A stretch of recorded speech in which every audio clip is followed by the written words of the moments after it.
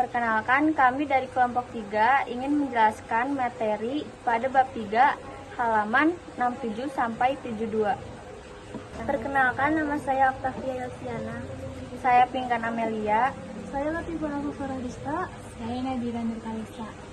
Saya Muhammad Zanki Rahman. Saya Dido Areva.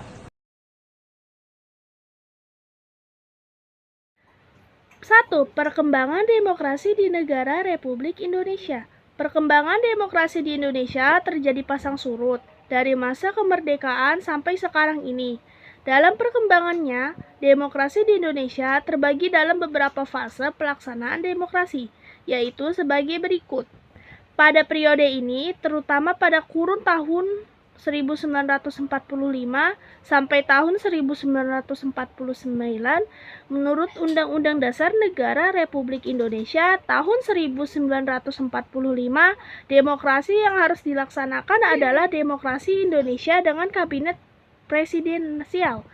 Namun, dengan keluarnya maklumat pemerintah tanggal 14 November 1945 berubah menjadi demokrasi parlementer. A. Demokrasi parlementer 1945 sampai 1959.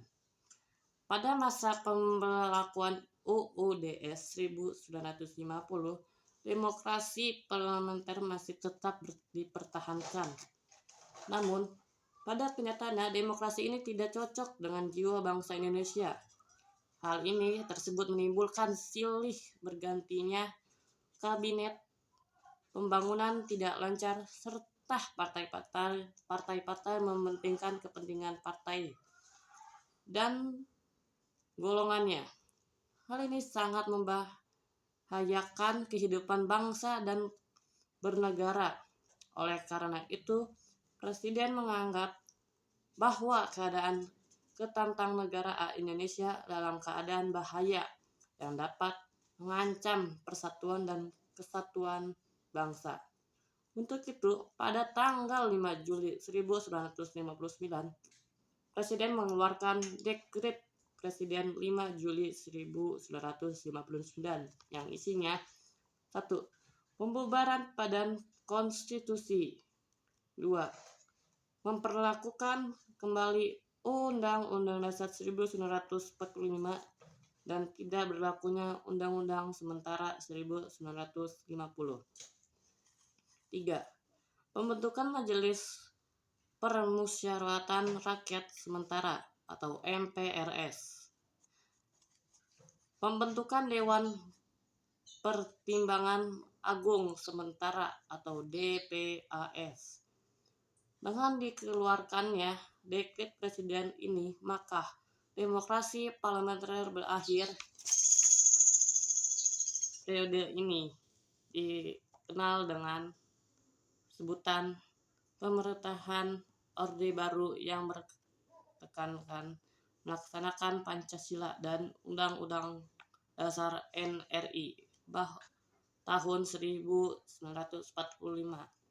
secara murni dan konsekuen. Pada periode ini secara tegas dilaksanakan sistem demokrasi Pancasila dan dikembalikan fungsi lembaga tertinggi dan tinggi negara sesuai dengan amanat Undang-Undang Dasar NRI tahun 1945. Halo teman-teman, saya akan menjelaskan tentang demokrasi. Demokrasi terpimpin dari tahun 1959 hingga 1966. Periode ini sering juga disebut dengan Orde Lama. UUD yang digunakan adalah UUD Negara Republik Indonesia tahun 1945 dengan sistem demokrasi terpimpin.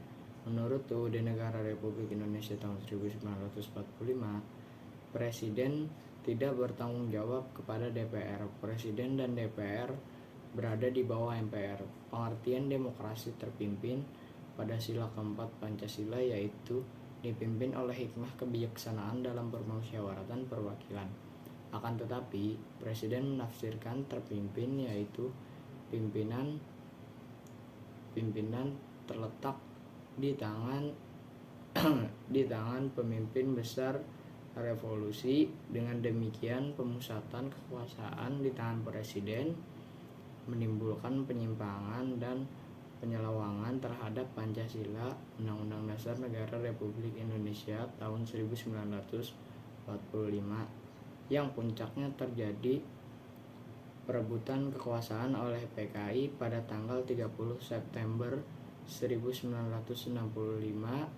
30 SPKI yang merupakan bencana nasional bagi bangsa Indonesia. Beberapa penyimpangan diantara sebagai berikut.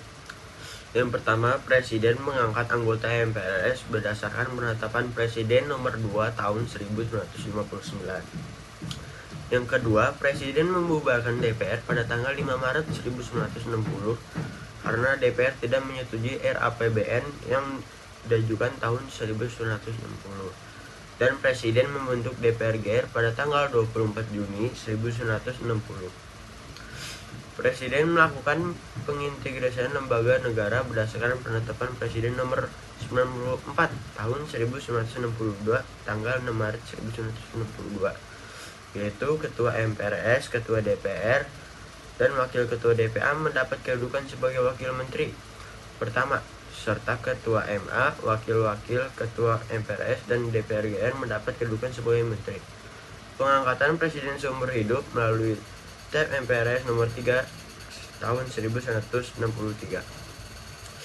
Yang kelima, penyimpangan politik luar negeri di mana Indonesia hanya bekerja sama dengan negara-negara sosialis komunis dan melakukan konfrontasi dengan hampir semua negara barat.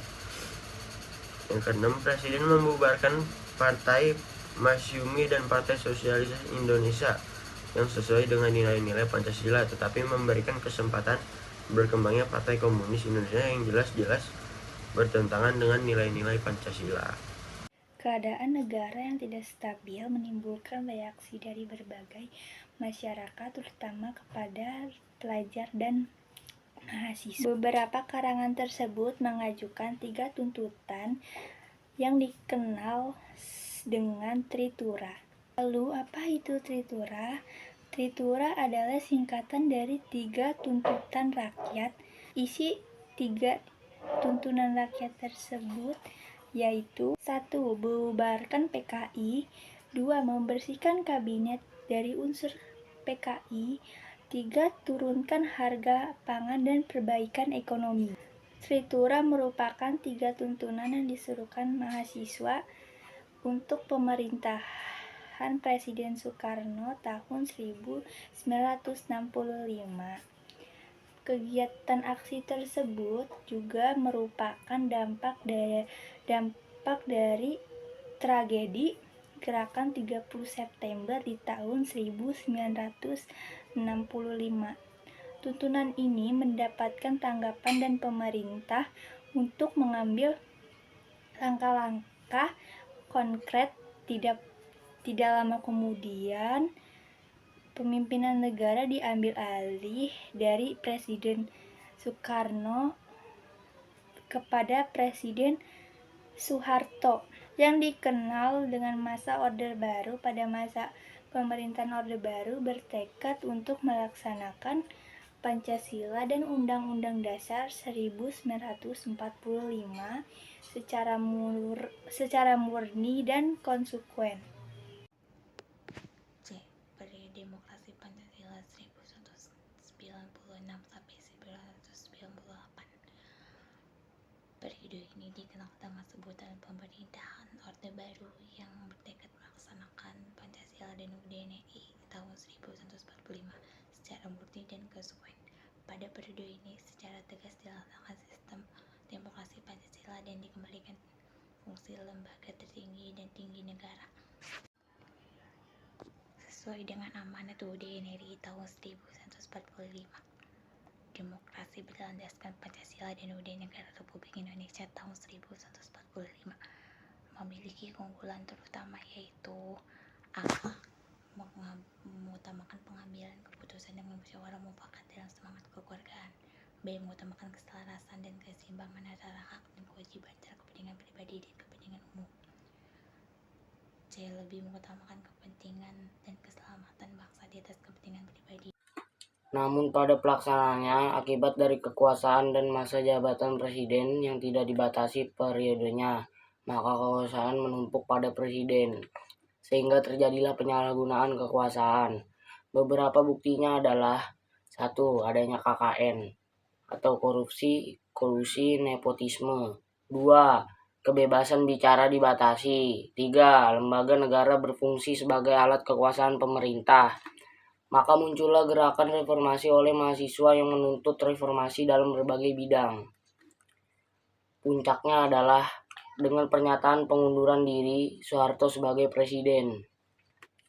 Kemudian digantikan oleh B.J. Habibie yang pada saat itu menjabat sebagai wakil presiden. B. Demokrasi Pancasila masa reformasi 1988 sampai sekarang. Demokrasi yang dikembangkan pada masa reformasi pada dasarnya adalah demokrasi berdasarkan pada Pancasila dan Undang-Undang Dasar Negara Republik Indonesia tahun 1945. Dan penyempurnaan pelaksanaannya dan perbaikan peraturan-peraturan yang tidak demokratis. Sukses atau gagalnya suatu transisi demokrasi sangat bergantung kepada beberapa hal berikut. A. Komposisi elit politik. B. Desain institusi politik. C. Kultur politik atau perubahan sikap terhadap politik di kalangan elit dan non-elit. D. Peran civil society atau masyarakat madani untuk menciptakan kultur toleransi yang mengajarkan keterampilan dan nilai-nilai demokrasi, sikap kompromi, serta menghargai pandangan yang berbeda. Dan dari kelompok kami, wassalamualaikum warahmatullahi wabarakatuh. Mohon maaf jika ada kesalahan kata.